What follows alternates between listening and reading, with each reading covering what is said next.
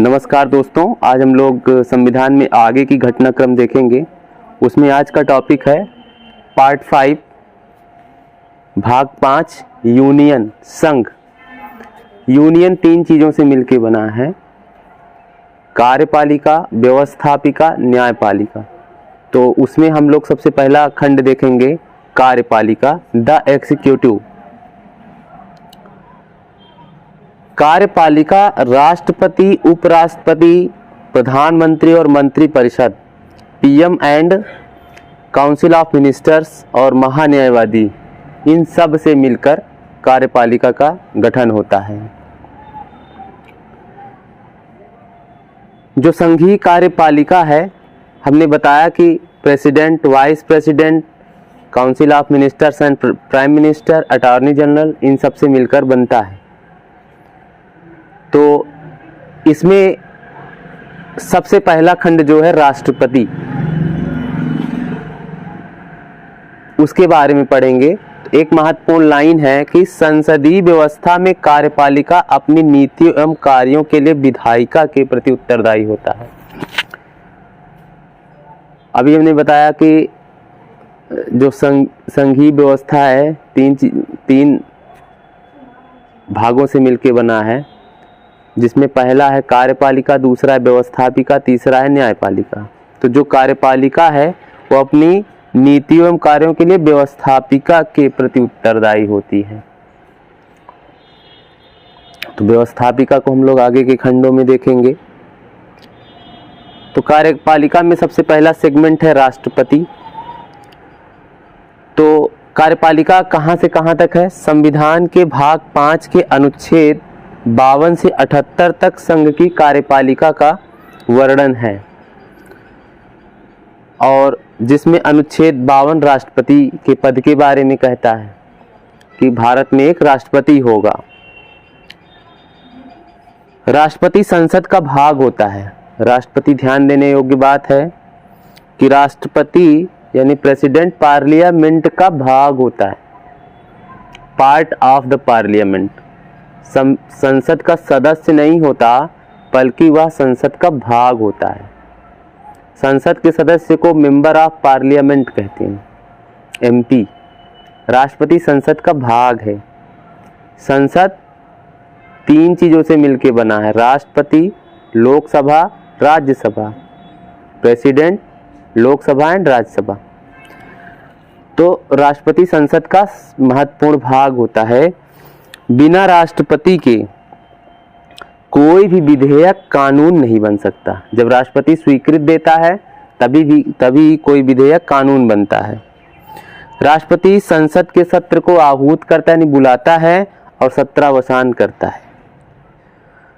राष्ट्रपति लोकसभा को विघटित भी कर सकता है। तो अनुच्छेद 52 में राष्ट्रपति पद के बारे में बताया गया है कि भारत में एक राष्ट्रपति होगा। अनुच्छेद 53 क्या कहता है? आर्टिकल 53, भारत का राष्ट्रपति अपनी कार्यपालिका संबंधी समस्त शक्तियों का प्रयोग अथवा अधीनस्थ अधिकारियों के माध्यम से करता है। राष्ट्रपति जो है कार्यपालिका का प्रमुख होता है। सबसे पहले ये इंपॉर्टेंट बात जानने की है कि इस जो एग्जीक्यूटिव है, इसका हेड कौन होता है? राष्ट्रपति होता है। राष्ट्रपति राष्ट्राध्यक्ष भी होता है, और उसके साथ साथ वह कार्यपालिका का प्रमुख होता है। और समस्त कार्यपालिका की शक्तियां जो हैं राष्ट्रपति में ही निहित होती हैं। राष्ट्रपति क्या करता है? अपने इन शक्तियों का जो प्रयोग है वो अपने से, स्वयं से, या फिर अपने अधीनस्थ अधिकारियों के माध्यम से करता है। तो कुछ बातें इंपॉर्टेंट निकल के आई। राष्ट्रपति जो है शासनाध्यक्ष, राष्ट्राध्यक्ष होता है, पूरे राष्ट्र का अध्यक्ष होता है। उसके साथ साथ वह कार्यपालिका एग्जीक्यूटिव का भी अध्यक्ष होता है, प्रमुख होता है, क्योंकि राष्ट्रपति में ही समस्त कार्यपालिका शक्तियां निहित होती हैं। राष्ट्रपति अपनी इन शक्तियों का प्रयोग हमने बताया कि अपने द्वारा स्वयं से या फिर अपने अधीनस्थ अधिकारियों के माध्यम से करता है।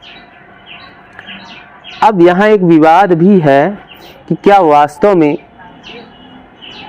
जो कार्यपालिका शक्तियां हैं राष्ट्रपति में हैं या नहीं है। तो एक आर्टिकल है, आर्टिकल 74 अनुच्छेद 74, क्या कहता है? मंत्रिपरिषद का राष्ट्रपति को सलाह एवं सहयोग प्रदान करना। आर्टिकल 74 में जब संविधान बना हुआ था उस समय ये बात थी कि राष्ट्रपति अपनी शक्तियों का प्रयोग मंत्रिपरिषद की सलाह पर, मंत्रिपरिषद और प्रधानमंत्री की सलाह पे अपनी शक्तियों का प्रयोग करेगा।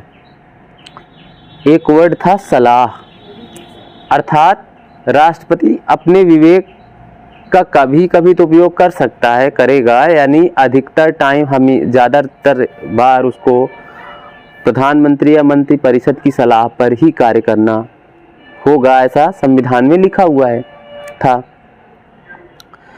तो एक केस होता है कि आज़ादी के बाद अधिकतर टाइम कांग्रेस की सरकार हुआ करती थी, राज्यों में भी और केंद्र में भी। तो अधिकतर राज्यों में एक समय कांग्रेस का शासन था, पंडित जवाहरलाल नेहरू के टाइम में। केरल में उनका सरकार नहीं था, कांग्रेस का। तो उस समय राष्ट्रपति हुआ करते थे राजेंद्र प्रसाद, डॉक्टर राजेंद्र प्रसाद। तो नेहरू जी ने उनसे कहा कि आप केरल में जो है राष्ट्रपति शासन लगाइए, वहाँ कुछ अव्यवस्था या जो भी उनके हिसाब से रहा होगा। तो राजेंद्र प्रसाद ने उनकी सलाह को मानने से इनकार कर दिया, नेहरू जी की। तो नेहरू जी ने आर्टिकल 74 के बारे में बताया कि देखिए आप जो है मंत्रिपरिषद की सलाह पे ही कार्य कर सकते हैं। तो वहाँ पर राजेंद्र प्रसाद जी का कहना था कि उसमें ऐसा कहाँ लिखा गया है कि हम बाध्य हैं आपकी सलाह मानने को, हम बाउंड नहीं हैं आपकी सलाह मानने को। तो नेहरू जी को ये बात समझ में आई होगी, तो उन्होंने फिर रिक्वेस्ट वगैरह किया होगा कि अच्छा है आप ऐसा कर दीजिए। तो उन्होंने बाद में राष्ट्रपति शासन वहाँ लगाया। तो एक बात निकल के आई कि आर्टिकल 74 में ऐसा कोई शब्द नहीं था कि राष्ट्रपति को मंत्रिपरिषद की सलाह मानना ही है, बाउंडेशन नहीं था। तो इंदिरा गांधी की सरकार आती है और उन्होंने इस खंड को, उनके दिमाग में था, तो उन्होंने 42वां संविधान संशोधन अधिनियम 1976 लाया।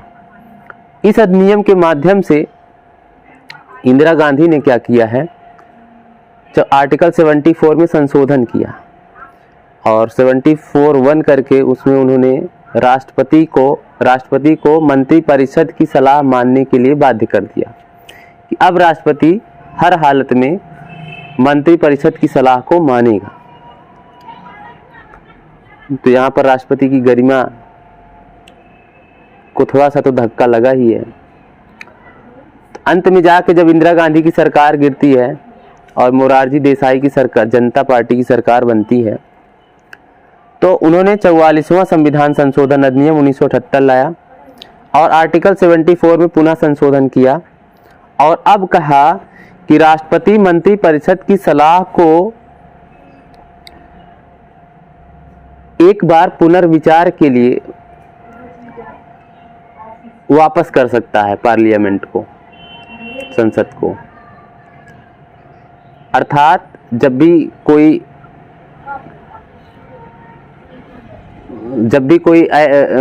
बिल बनेगा या कोई नियम कानून बनेगा और वो राष्ट्रपति के पास जाएगा विचारार्थ के लिए, तो राष्ट्रपति उसको पुनर्विचार के लिए संसद में वापस लौटा सकता है।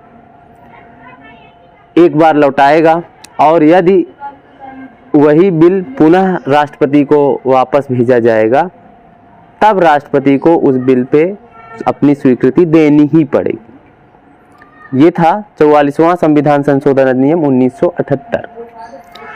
तो राष्ट्रपति से संबंधित, तो यहाँ से एक बात निकल के आती है कि राष्ट्रपति यदा कदा अपने स्वविवेक का उपयोग तो कर सकता है, जिसको हम लोग आगे पढ़ेंगे, लेकिन अधिकतर परिस्थितियों में उसे मंत्रिपरिषद की सलाह से ही कार्य करना पड़ता है।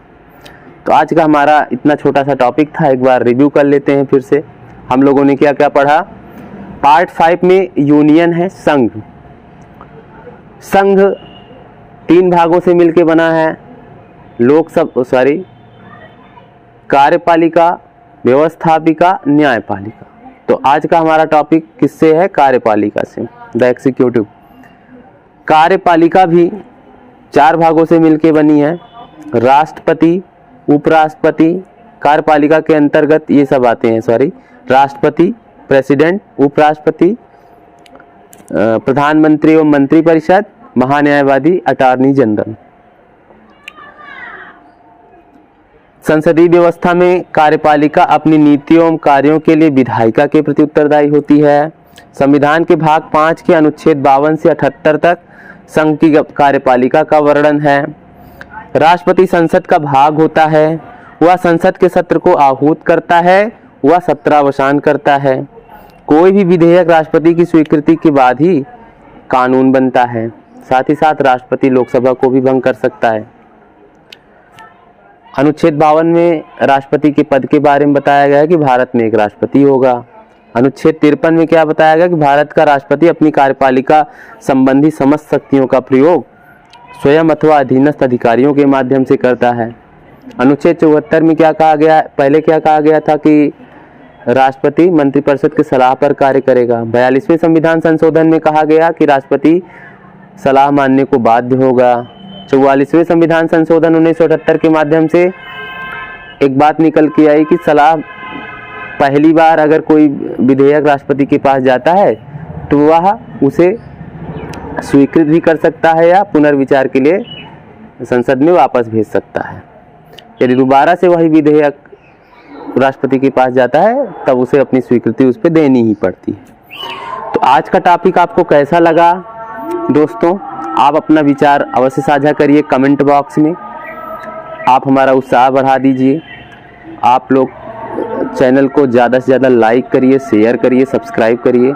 यदि आपको अपना कुछ सुझाव प्रस्तुत करना है तो वीडियो के कमेंट बॉक्स में आप अपना विचार भी साझा कर सकते हैं। बहुत बहुत धन्यवाद।